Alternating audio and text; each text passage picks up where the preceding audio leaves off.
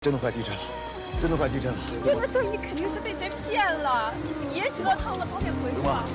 刘鹏，这次地震是无法扭转的节点，也救不了他们。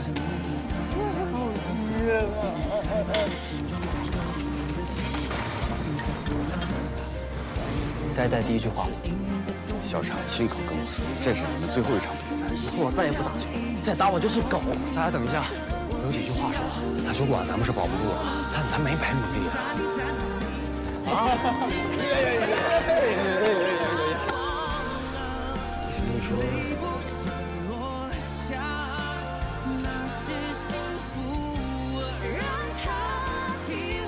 拍吗？我给你拍照。拍啥照啊？哎呦，不拍这个球有啥好拍的？笑一个呀！像一个小老太太。哎，对了。